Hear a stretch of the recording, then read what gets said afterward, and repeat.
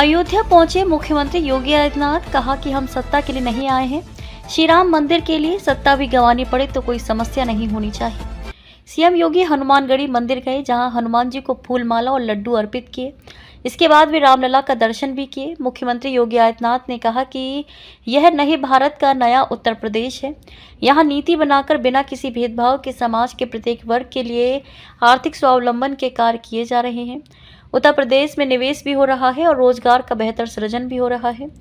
मुख्यमंत्री योगी आदित्यनाथ ने अयोध्या में शीतल पेय बॉटलिंग प्लांट का शुभारंभ किया। उन्होंने कहा कि यहाँ की सेवाएं न केवल पूर्वी उत्तर प्रदेश, बिहार और बल्कि उत्तराखंड को भी प्राप्त होंगी, बल्कि रोजगार सृजन की दिशा में भी मददगार साबित होंगी। युवा उद्यमी विकास अभियान के अंतर्गत मुख्यमंत्री ने अयोध्या मंडल के युवा उद्यमियों के बीच 47 करोड़ रुपए के ऋण का चेक वितरण किया। अपने संबोधन में मुख्यमंत्री योगी आदित्यनाथ ने कहा कि हमारी 3 पीढ़ियां श्री राम जन्मभूमि आंदोलन से जुड़ी रहीं। अगर श्री राम मंदिर के लिए सत्ता भी गंवानी पड़े तो कोई संशय नहीं होना चाहिए। मुख्यमंत्री योगी आदित्यनाथ ने भ्रष्टाचार और भ्रष्टाचारियों के लिए कहा कि सरकार जीरो टॉलरेंस की नीति के तहत काम कर रही है। अगर कोई भ्रष्टाचार या भ्रष्टाचारियों को बढ़ावा देता है या संलिप्त पाया जाता है तो सरकार ऐसी कार्रवाई करेगी जो एक नजीर बन जाएगी।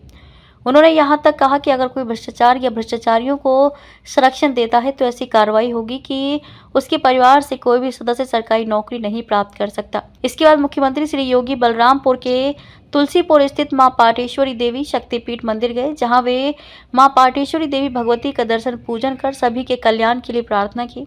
इतना ही नहीं, वे मां पाटेश्वरी देवी शक्तिपीठ मंदिर परिसर स्थित गौशाला गए, जहां गायों को गुड़ और रोटी खिलाकर सेवा की। संवाददाता शिवरतन कुमार गुप्ताराज। प्रभु श्री राम की इस पावन धरा भूमि पर आयोजित ये सम्मेलन अपने आप में अद्भुत है।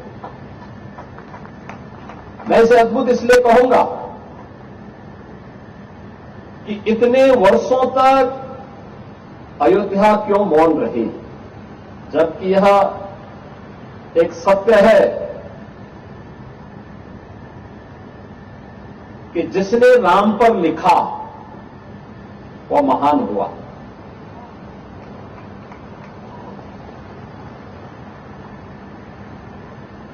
महर्षि नारद ने भी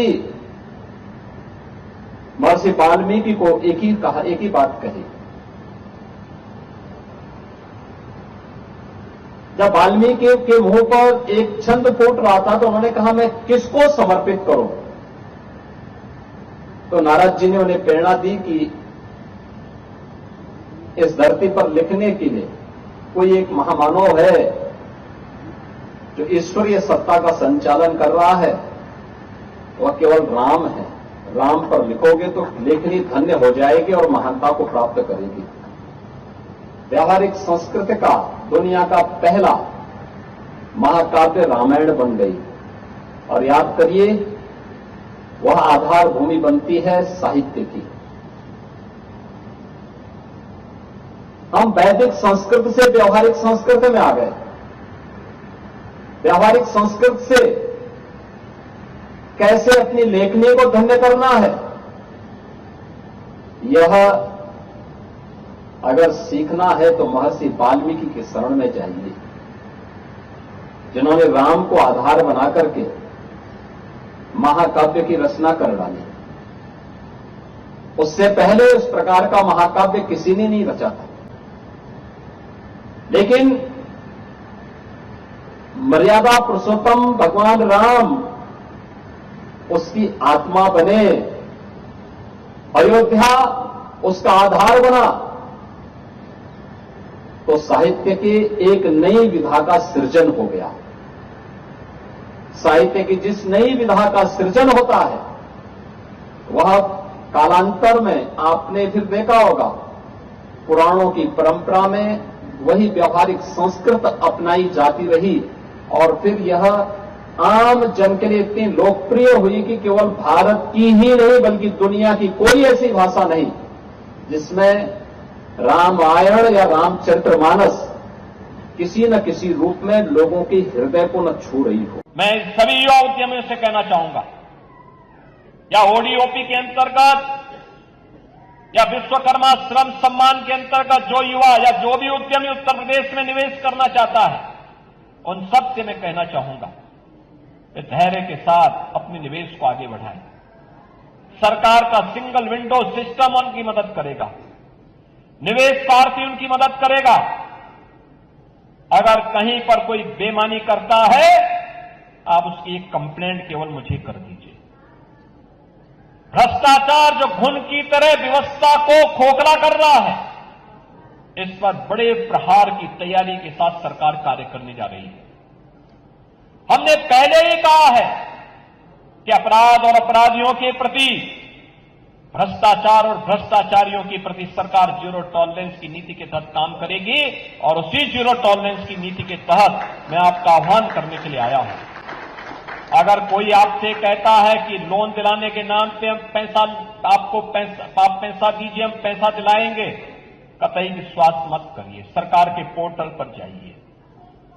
अगर कोई आपसे अनावश्यक रूप से धनराशि की मांग करता है, आप उसकी शिकायत करिए। हम उसकी जांच करवा करके जवाबदेही तय करवा देंगे वहां पे। और याद रखना, जो गलत तरीके से आपसे पैसे की डिमांड करेगा, याद रखना, मुझे लगता है कि वह व्यक्ति अंतिम उस परिवार की सर्विस होगी, उसके बाद फिर कभी कोई सरकारी सेवा में आने वाला नहीं है। फिर उसके बाद कभी उसको अवसर नहीं मिलने वाला है। इतनी बड़ी कार्रवाई कर देंगे कि वह एक नजीर बन जाएगी। और बहनों और भाइयों, ये घुन को समाप्त करने की आवश्यकता है, सख्ती के साथ इससे लड़ने की आवश्यकता है। और ये तभी हो सकता है जब समाज सरकार के साथ खड़े होकर के इससे लड़ने के जज्बे के साथ तैयार हो सके। आपका विकास आपके लिए है, आने वाली पीढ़ी के लिए है, उसका कोई विकल्प नहीं हो सकता।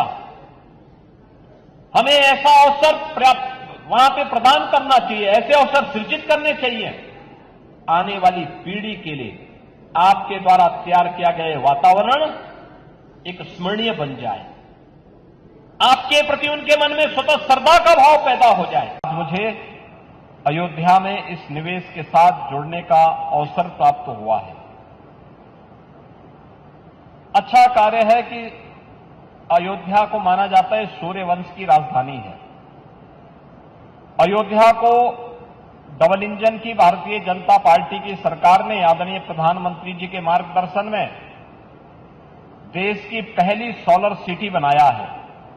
और यहां पर भी ग्रीन एनर्जी के लिए 15 मेगावाट के सोलर पैनल लगा करके इन्होंने इस पूरे प्लांट को सोलर एनर्जी से जोड़ने की एक बड़ी अच्छी शुरुआत की है। ग्रीन एनर्जी के क्षेत्र में किए गए इस प्रयास के लिए, जिसके माध्यम से कार्बन उत्सर्जन को न्यूनतम करने में मदद मिलती है, पर्यावरण को बचाने के लिए, और जो हमारे सामने चैलेंज है ग्लोबल वार्मिंग की, उसमें भी एक बड़ी मदद ग्रीन एनर्जी का अधिकाधिक उपयोग करने पर हम लोग उसको नियंत्रित करने की दिशा में आगे बढ़ सकते हैं। यह इस बॉटलिंग प्लांट के माध्यम से आज यहां पर हम सबको देखने को मिल रहा है। मुझे पूरा विश्वास है कि यहां की जो सेवाएं हैं, वो सेवाएं न केवल पूर्वी उत्तर प्रदेश, बिहार और उत्तराखंड को प्राप्त होंगी, बल्कि यहां पे नए नए रोजगार के सृजन की दिशा में यह प्लांट मददगार साबित होगा। उत्तर प्रदेश सरकार के साथ जो एमओयू इस ग्रुप के द्वारा किया गया था, उस ग्रुप के अंतर्गत सरकार इन्हें जो भी इस प्रकार के निवेश के लिए समय समय पर इंसेंटिव देती है, ये समयबद्ध तरीके से आगे बढ़ेगा।